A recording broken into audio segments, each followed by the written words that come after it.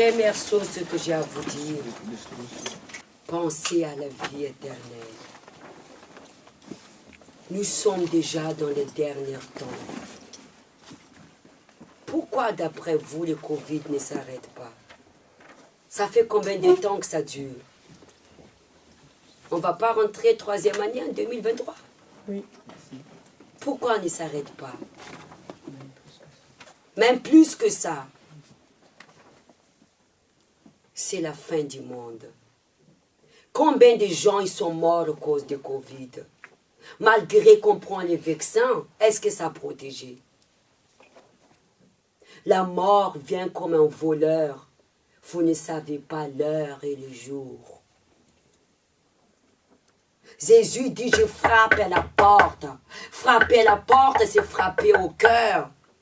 Il vous frappe à la porte à travers sa parole. C'est lui qui attend, il ouvre. Et la parole pénètre dans le cœur. Réveille-toi qui dors. Trop de distractions dans le monde.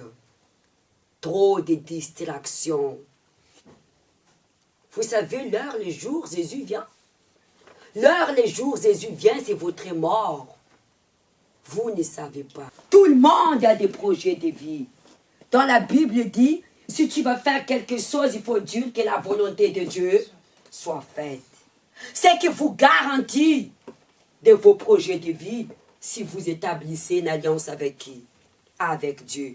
Sinon, il n'y a rien qui vous garantit. Il y a de la mort. Ce n'est pas encore le temps. Dieu a dit, si tu vas vivre longtemps, garde ma parole. Ça sera la santé de ton corps et ton âme et ton esprit. Lis Proverbe 3. À partir du verset 7 jusqu'à 8. Ne sois point sage à tes propres yeux. La personne, elle est sage en propre ses yeux. Ça veut dire, ne soyez pas sage à tes propres yeux. Elle se confie à son ego, à sa volonté, à sa sagesse, à son intelligence. Comment je vais gagner dans ma vie? Comment je vais réussir dans ma vie? Ne sois pas sage à propre tes yeux. Mais qu'est-ce qu'il a dit? Mais crains l'Éternel et détourne-toi du mal. Sera la santé de pour tes muscles et rafraîchissement de pour tes os. D'où vient la maladie? Il vient des péchés. La mort est engendrée par les péchés. Quand Adam et Ève ont péché contre Dieu, c'est là la mort est venue. La mort, c'est la malédiction. Si Adam et Ève n'ont pas péché contre Dieu, il n'y aura pas de la mort. À l'époque, dans les temps du passé, les gens ils vivaient très longtemps. Aujourd'hui, les gens vivent moins. Parce qu'à l'époque, il n'y avait pas trop de distractions. Les gens travaillaient où à l'époque? Dans une entreprise, dans les champs. Parce que Dieu dit à Adam, tu vivras en cultivant quoi? La terre. Et les gens, ils mangeaient les fruits de la terre et les meilleurs. Mais aujourd'hui, la nourriture que nous mangeons, c'est pas sain. Il y a beaucoup de produits chimiques dedans. C'est pourquoi les gens vivaient encore le temps. Ça existe encore. Je regardais un reportage en Chine. Les gens mangeaient quoi? Les bio. C'est qu'ils cultivaient. Je vis en Chine, un monsieur, il avait 120 ans. À l'époque, l'âge de la jeunesse à 70 ans. Les gens vivaient quel âge à l'époque? 300 ans. Noach vivait. Et aujourd'hui, à cause de nos péchés, ça réduit. Il y en a même qui appellent la mort vite fait. Il y a des enfants qui partent à l'enfer, ou vous ne savez pas. Vous ne savez pas. Ben, lis Exode 20. Les péchés de nos parents, Dieu les fait payer. Dieu n'a pas fait payer les péchés d'Adam et Ève, Abel à Caïn. À Caïn n'a pas tué Abel. Abel est la descendance de la bénédiction. Caïn est la descendance des malédictions. Quand Dieu a dit, je ferai une inimitié entre Ève et le serpent, entre les enfants du diable et les enfants de Dieu. Et Caïn étaient les enfants du diable et les serpents. Ou vous n'avez pas lu dans Genèse 3. Vous devrez connaître la parole de Dieu parce que nous sommes dans les derniers temps. Lis dans l'Exode 20, à partir des 5. Tu ne te prosternas point devant elle, il parlait des statues. Et tu ne les serviras point, car moi, l'Éternel, ton Dieu, je suis un Dieu jaloux qui punit l'iniquité des pères sur les enfants jusqu'à la 3e, la 4e des générations à ceux qui me haïssent. Nos parents, nos ancêtres, ils ont haï Dieu. Ils ont adoré des idoles, des coutumes, des traditions. C'est là ce qui rentre la malédiction. Vous comprenez? Et Dieu a dit, je suis un Dieu jaloux qui punit l'iniquité des pères et les enfants jusqu'à la 3e et la 4e des générations, ceux qui m'haïssent. Et qui fait miséricorde jusqu'à 1000 ans des générations à ceux qui m'aiment et qui gardent mes commandements. La malédiction vient de nos ancêtres. Si nos parents ne cherchaient pas Dieu, c'est les enfants qui payent. La malédiction de nos parents, c'est les enfants qui payent. Et si les enfants cherchent Dieu, cette malédiction ne poursuit pas votre vie. Pense à la vie éternelle. On est tous dans le même bateau, c'est valable pour moi. Ce n'est pas parce que je tiens un micro que je suis sauvé, si je ne fais pas la volonté de Dieu. Je suis la première qui doit pratiquer. Ouvrez la Bible maintenant, Romains 13, s'il vous plaît. 1 au 7, nous allons lire. Que toute personne soit soumise à autorité supérieure, car il n'y a point d'autorité qui ne vienne de Dieu. Et les autorités qui existent ont été instituées de Dieu. C'est pourquoi celui qui impose l'autorité résiste à l'ordre que Dieu a établi. Et ceux qui résistent attireront une condamnation sur eux-mêmes. Toutes les autorités qui a établi Dieu. Et si tu résistes à l'autorité, tu attires la condamnation de Dieu, la malédiction. Qui Dieu institue ici comme une autorité? Moi et mon mari et les Lévites. Il y a une anarchie. Les Lévites, ils ne peuvent pas vous donner une instruction si ça ne venait pas de moi. Ici à l'église, l'autorité ici, il présente moi et mon mari. Eux, les Lévites, ils sont sous notre autorité. Au travail, qui est votre autorité? Votre patron responsable. Si votre patron vous dit, vous travaillez comme une gouvernante à l'hôtel, mais elle vous a mis comme une responsable d'équipe, c'est elle, vous devrez soumettre à elle. Parce qu'elle a reçu de la direction de qui? Les boss. Qui est l'autorité à la maison? C'est maman et papa. Qui est l'autorité entre la grand frère et petite sœur? C'est les grands frères. Nous ne soumettons pas l'autorité de le gouvernement. Si vous allez aux médecins, vous devrez soumettre à la direction de qui? Le médecin. Toute l'autorité qui a établi Dieu, pour qu'il y ait la discipline. Le royaume de Dieu, c'est un royaume de discipline. Vous qui travaillez, si vous ne respectez pas ce qui est écrit sur le contrat, qu'est-ce qui va décider le patron? Il va vous mettre où? Dehors. Dehors.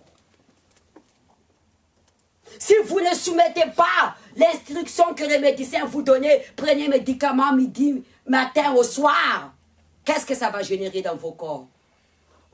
La maladie va s'aggraver. Mais ce qui rend triste à Dieu, c'est lui qui a établi de l'autorité, c'est Dieu. Vous ne respectez pas, vous ne l'honorez pas. La personne arrive tout le temps en retard à l'église, mais au travail, elle arrive à l'heure. Mais qui vous a donné ce travail? c'est Dieu. Et si tu tombes malade, tu fais quoi? Et si ton patron t'a mis dehors, qui encore, qui va encore écouter tes plaides, te rendre justice? C'est pas Dieu? Qui encore qui va s'occuper de toi? Tu attires la malédiction. Non, je n'ai pas besoin d'aide entre moi et Dieu. Tu n'as pas d'autorité sur le diable. Tu attires la mort spirituelle. Dieu sait pourquoi il parle de ces paroles. Toute l'autorité instituée par qui? Par Dieu. Dans les mariages, qui est l'autorité? Le mari. Ne renversez pas. Une femme sage bâtit sa maison. L'homme ne va pas mettre la jupe de la femme et la femme ne va pas mettre les caleçons des messieurs. Jésus est l'autorité de l'autorité. Parce qu'il est mari. Et Dieu est le Père. Et l'Église doit soumettre à qui? À Jésus. Vous devrez soumettre, pas à moi, mais à la parole. Vous ne venez pas ici pour écouter les messages du pasteur Anta, les messages de qui? De Dieu. Est-ce que ça c'est ma Bible? C'est écrit pasteur Anta. Vous ne devrez pas avoir peur de nos autorités, mais avoir la crainte de qui? De Dieu. Parce qu'il a dit toute l'autorité instituée par lui. Si vous manquez la crainte des autorités que Dieu a instituées, vous résistez à l'ordre de qui? De Dieu, et vous attirez la malédiction.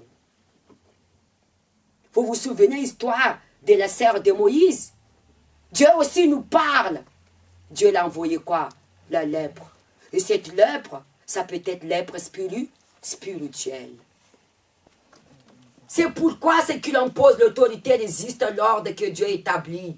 Ceux qui résistent attirent une condamnation sur eux-mêmes. Ce n'est pas pour une bonne action, c'est pour une mauvaise que les magistrats sont à redouter. Les magistrats, les juges établis, c'est pour une mauvaise action ou pour les bonnes actions? C'est pour les mauvaises actions qui te rendent justice. Les juges établis par qui? Par Dieu. Imaginez Dieu s'il n'est pas établi. Ce monde sera rempli de violences, de péchés. C'est Dieu qui a établi tout ça. Des ordres. Tout vient de Dieu. Tout vient de Dieu. Qui a créé la terre et le ciel? Dieu. Qui nous a créés? Non, mon patron, je ne respecte pas. Hein, quand il arrive au travail, il est ivre. Même s'il est ivre, c'est Dieu qui a mis là au nord. Vous devrez être un témoignage. C'est lui qui te le nourrit. Même s'il est ivre, c'est lui qui te paie tous les mois. Et c'est Dieu qui a établi. Vous devrez prier pour lui, que Dieu délivre des vices de l'alcool. Nous sommes des lumières pour ce monde, Jésus dit. Nous sommes le sel de ce monde, les saveurs.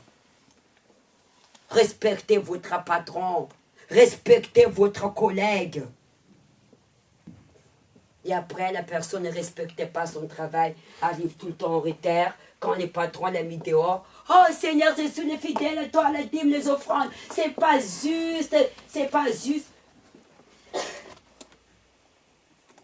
Ne s'arrête pas de donner la dîme et les offrandes. C'est pas ça que Dieu regarde.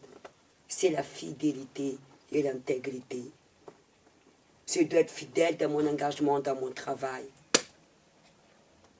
Je suis fidèle à mon travail, je dois être fidèle aussi dans la maison de Dieu. On doit être juste devant Dieu. Dieu n'aime pas les balances fausses. Si je dois aussi arriver à l'heure à l'église, pareil à mon travail. Normalement, c'est à Dieu que nous devrons plus avoir la crainte d'arriver à l'heure à l'église. Mais Dieu, comme il a tellement beaucoup d'amour et miséricorde, c'est Dieu qui t'a donné ce travail. Et si tu perds ce travail, c'est pourquoi la personne, au lieu d'adorer le Créateur, adore la création que Dieu a créée. Et si tu tombes malade, elle était seule, Dieu l'a donné un mari. Maintenant, elle valorise plus le mari que Dieu. Après, quand le problème arrive, c'est là qu'on court à Dieu. Fais ma justice de ma part. Ah bon? Est-ce que toi, tu es juste devant Dieu? Nous n'allons pas échapper de Dieu, chacun de nous. Vous savez où? Parce qu'on ne l'a pas honoré à travers le sacrifice de son Fils sur la croix, qui nous a donné la vie éternelle. Écoute bien ce message. Jésus l'a dit, c'est lui qui conserve sa vie, il le perdra.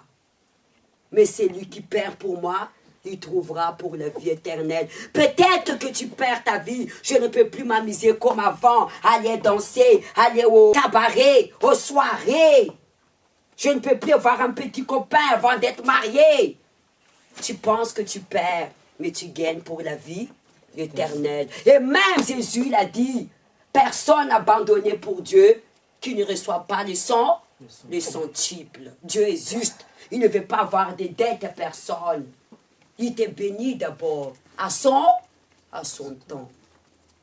Nous souffrons à cause de la désobéissance. Parce qu'on ne soumet pas à la volonté de Dieu et à l'autorité qu'il a établie. Dieu sait ce que le peuple a besoin d'entendre aujourd'hui. Oui ou non? Donne-nous nos pains quotidiens chaque jour. Donne-nous la parole chaque jour. Et Dieu sait ce que nous avons besoin, attendre chaque jour. S'il le permet qu'on parle de ça, il le sait pourquoi. Parce qu'il te fait un avertissement. C'est comme une sonnette. Et la personne dort, ça ne m'arrive jamais. Dieu nous aime. Quand les malheurs, avant qu'il arrive, il nous prévient ou ne nous prévient pas? Il nous fait le sonner depuis le moment. Mais la personne, ça ne va jamais arriver à moi. Dieu est amour, Dieu est miséricorde. Oui, Dieu est amour. Mais n'oublie pas qu'il est justice. Il est juste de juste. Jésus est notre avocate. Jésus ne peut pas nous justifier devant Dieu si nous ne soumettons pas à sa volonté. Oui, Dieu est amour. D'accord? Mais est-ce qu'il est sentiment? Si Dieu est sentiment, pourquoi il a donné son Fils sur la croix unique? Il n'a même pas épargné. Et à vous, il va épargner. Honore tes parents. Et les parents que vous devrez honorer en premier, l'Église. L'Église est la mère. C'est l'Église qui vous allaite avec la parole. Et Dieu, il est le Père, l'autorité. Même si vos parents vous maudissent, si vous respectez la parole de Dieu, cette malédiction ne va pas vous poursuivre. C'est pourquoi les enfants qui respectent Dieu, ils sont comment à la maison? Témoignage pour les parents. Parce qu'ils connaissent la parole de Dieu. Vous pouvez tout donner les meilleurs à vos enfants. S'ils ne connaissent pas Dieu, il va vous décevoir. 3. Ce n'est pas pour une bonne action, c'est pour une mauvaise que les magistrats sont redoutés. Veux-tu ne pas craindre l'autorité? Dieu parle. Fais le bien, tu auras son approbation. Veux-tu ne pas la craindre l'autorité? Faites-le. C'est quoi ta approbation? La récompense. Si tu te soumets à l'autorité, soit à l'église, au travail, imaginez, vous travaillez bien, vous soumettez la direction, vous n'aurez pas de promotion. Mais qui vous demandez d'abord à Dieu? Et Dieu va te honorer. N'oublie pas que notre Dieu est justice. Si tu ne respectes pas ton travail et tu ne valorises pas, Dieu va t'humilier. Il n'y a pas de question que non, parce que lui, il est dans le monde, moi, je suis la fille de Dieu. Dieu n'agit pas comme l'homme. Dieu, c'est un Dieu de justice. Ça n'a pas arrivé dans votre travail? On m'a donné la promotion à ma collègue, mais pas moi. Peut-être que ton collègue arrive toujours à l'heure, fidèle, il intègre. Il se comporte comme il faut. La personne, elle dit qu'elle est de Dieu, elle se met toujours dans le coin. Elle n'allait pas vers les autres. Nous sommes censés être un témoignage. Après, tu vas clamer à Dieu, je te donner la dîme, je te donner le fonds. Non, la dîme égale à la fidélité. On doit donner le meilleur. Et vous dites que Dieu est injuste. Dieu ne regarde pas la dîme que tu ramènes dans sa maison. Mais Dieu, ce qu'il regarde, c'est la fidélité et l'intégrité. Dieu fait grâce, c'est lui qui fait grâce. Il y a des gens qui ne sont pas avec Dieu, mais ils ont des promotions. Ils gagnent bien leur vie. C'est vrai ou c'est faux? Parce que Dieu a donné les dons de la foi à tout le monde. Il a dit, celui qui demande, il reçoit, même s'il est un incrédule. N'oublie pas ça. Ne dis pas en toi qui sera sauvé. Attention. Il a dit, les derniers seront premiers, les premiers seront derniers. Peut-être que toi, qui adore l'église, dès midi, un soir, tu ne serais pas sauvé. Mais l'incrédule là-bas a un accident. Dernière minute, il se répand, il accepte Jésus, il est sauvé. Et toi, tu as perdu ton temps fréquenter l'église. Ne dis jamais ça. Le jeune homme qui a couru vers Jésus, maître, qu'est-ce que je dois faire pour arrêter le royaume des cieux? Jésus dit, tu connais le commandement? Il était religieuse. Oui, il te reste une chose, vends tout ce que tu as sur moi. Ça veut dire, sers-moi, parce que tu mets ton trésor sur ta richesse. Dieu nous a créés pour nous servir. Il a fait ou il n'a pas fait? Il n'a pas fait. Et Jésus a dit, il est très difficile pour entrer les riches dans le royaume de Dieu.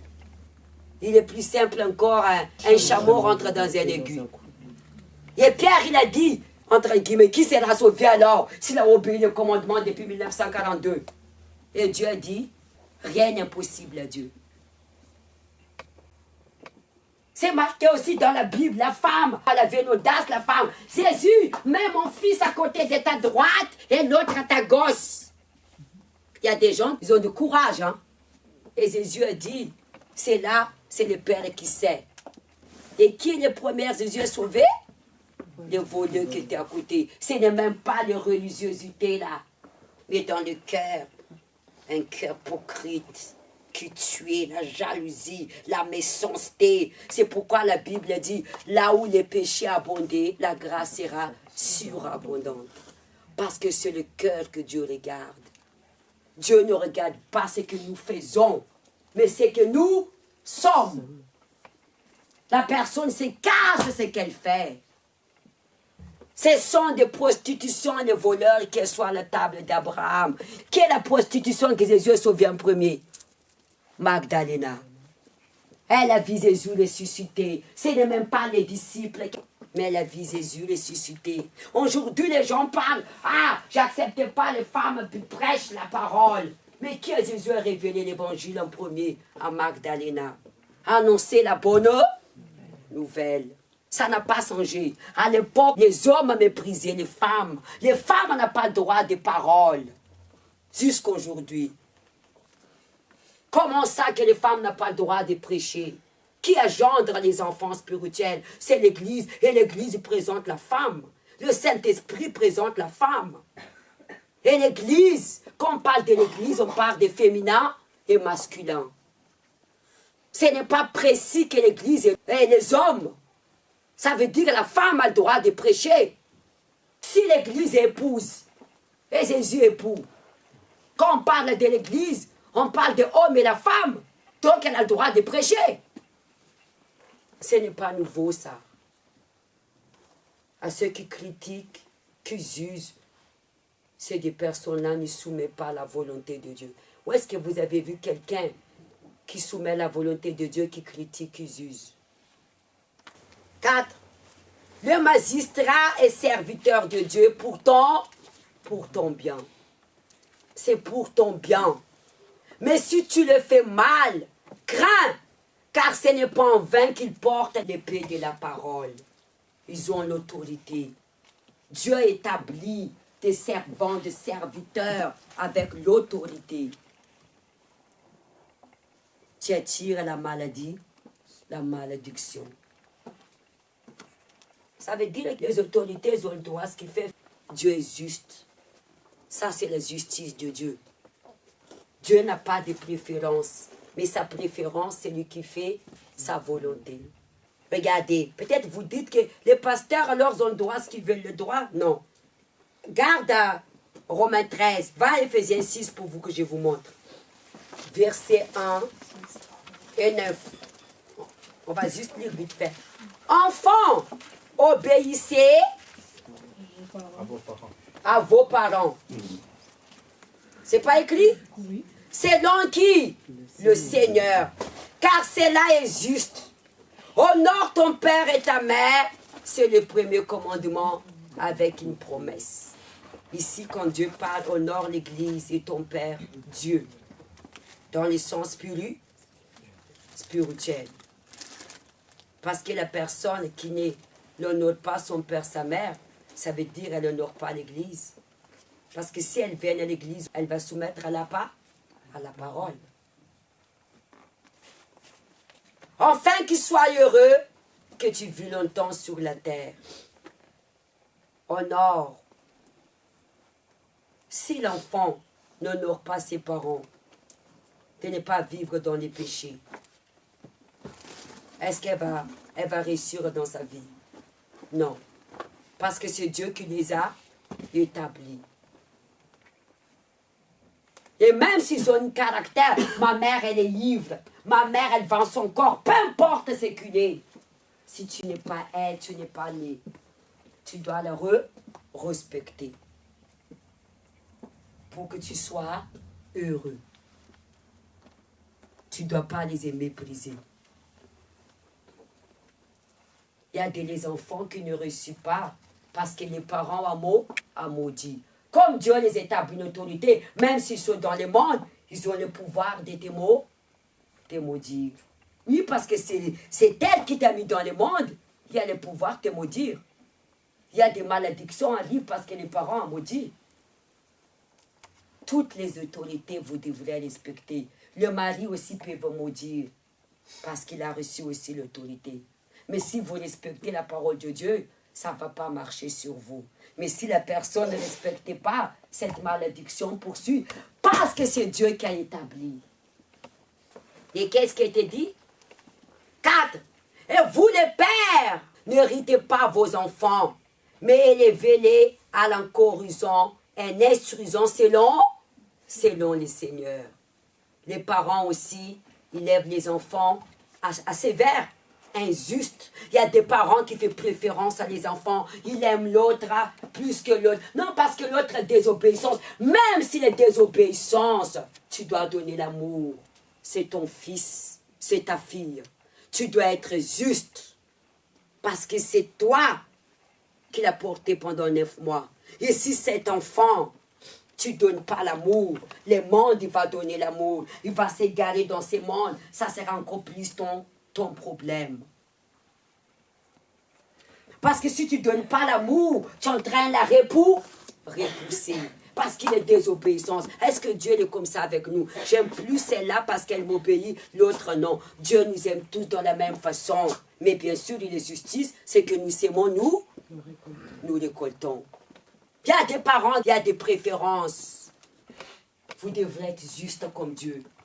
Instruisez vos enfants. Il y a des parents qui disent de gros mots, qui insultent les enfants. Entraînant, envoyer la malédiction sur l'enfant. Soyez des témoignages. Il y a des parents qui filment devant les enfants. Il y a des parents, n'a pas honte, amènent les petits copains à la maison.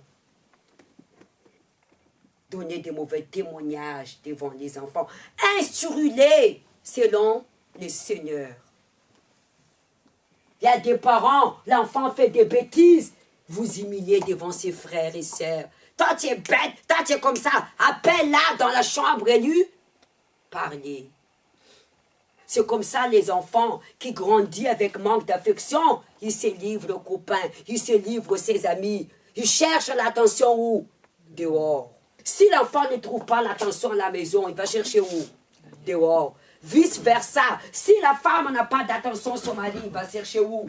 Dehors. Au moins que la femme connaît la parole de Dieu, elle ne ferait pas ça. Mais ces mondes-là, ils font comme la parole de l'époque, la loi. 2 pour 2, c'est pas ça? Moi, tu me fais ça, je vais te faire ça. Instruisez selon le Seigneur. Amen. 5. Serviteurs, obéissez à vos maîtres selon la chair, mais avec crainte et tremblement, dans la simplicité de vos cœurs, comme Christ. Comme Christ. La simplicité du cœur. Obéissez à vos maîtres. L'homme, ses yeux frappent à quoi? À l'apparence. Mais c'est Dieu qui connaît le cœur. Regardez. C'est lui qui est venu, il faut consacrer David. Samuel.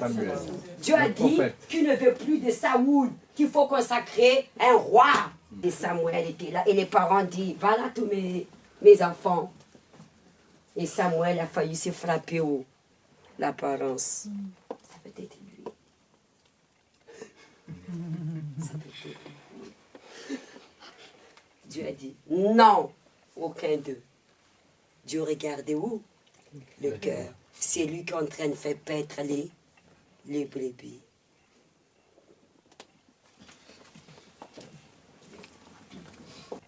L'apparence. Soyez comme votre Père, Jésus-Christ. Il était simple. La personne s'occupe de l'apparence qui va pourrir à la terre. Serviteurs, obéissez à vos maîtres selon la chair, avec la crainte et tremblement, dans la simplicité de votre cœur, comme Christ, non pas seulement sous leurs yeux, comme pleure aux hommes. Il y en a qui fait sous les qui? Les yeux des hommes. Non, pas pour les pleurs. Non, mais je fais pour Dieu, je ne fais pas pour toi. Alors, si tu fais pour Dieu, fais dans l'humilité. Ça aussi, c'est l'orgueil, mépriser l'autorité. Ou la personne ne reste pas à sa place, elle va dire que je peux faire ça, je peux faire ça. Normalement, il faut voir la crainte. Moi, je ne ferai jamais ça. Moi, je vais donner mon point de vue au pasteur. Est-ce que je peux faire ça? Moi, j'étais une servante. Jamais. C'est Dieu qui va lui parler. Ça se voit déjà que tu as de quoi? De l'orgueil. Je vais prier. L'humilité, c'est ça. J'ai des désirs de faire ça, mais je vais prier à Dieu. Vous comprenez? Il n'y a pas d'hasard. Par exemple, tu as des désirs de faire le ménage et tu pries à Dieu. Qui t'écoute dans les secrets? C'est Dieu. Mais quand tu commences à proposer, ça c'est l'orgueil. Tu ne restes pas à ta place. Mais pasteur qui est humble va dire, allez-y. Même si tu as des volontés, faites-le dans l'humilité. Par exemple, le pasteur arrive tout le temps en retard. Vous manquez la crainte devant Dieu. Pourquoi il est tout le temps en retard? Tu n'as pas le droit de demander ça. C'est manque de crainte. Tu ne restes pas à ta place. Ça, c'est manque de crainte. Ça, c'est l'orgueil. Qui, toi, ose demander ça à Dieu? On doit voir la crainte de qui? De Dieu. Après, qu'est-ce qui était dit? Tremblement dans la simplicité de votre cœur, comme Christ, non pas seulement sous leurs yeux, pour plaire aux hommes, mais comme un serviteur de Christ, qui font de bon cœur et la volonté de Dieu. Servez-le avec un empressement, comme servant les seigneurs. Non des hommes. Ça sent que chacun soit esclave, soit libre et recevra du Seigneur selon ce qu'aura fait de bien. Vos maîtres, agissez-vous de même à leur égard. Obstinez-vous des menaces, sans que leur maître est votre maître dans le ciel. Dieu lui rend justice, soit les maîtres, soit le serviteur. Ce n'est pas toi de faire justice, c'est qui? À Dieu. On retourne au Romains 13 et on va terminer. 5. Il donc est nécessaire d'être soumise, non seulement par la crainte de la punition, mais encore par la motif. La personne elle va faire de la crainte parce qu'elle a peur d'être punie. Comme la personne, je donne ma dîme parce que j'ai peur que la dévorateur dévore. Je dois pratiquer la parole de Dieu, j'ai peur d'aller en enfer. Tu vas vraiment aller en enfer. Mais par la conscience. Je vais me forcer à arriver à l'heure parce que je perds comme grode. Non.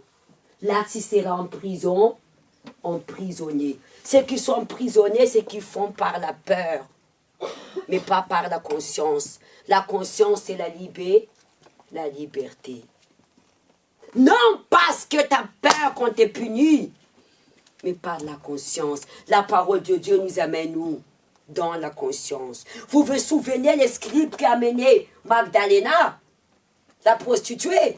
Ils vont lapider. Où est-ce que Jésus les a touchés? La conscience. C'est lui qui n'a pas prêché, jette les premières pierres. Leur conscience l'a accusé. Ils sont partis un par un. Et quand vous ne soumettez pas à Dieu, votre conscience, quoi? Quand vous ouvrez la porte des obéissances, le diable va rentrer en vous. Il va vous faire peur. C'est vrai ou pas? Tu as fait ça, tu as fait ça, tu as fait ça. Et c'est là la mort rentre. Amen. Amen. Mais par la conscience et la liberté. Amen. Amen. Levez-vous.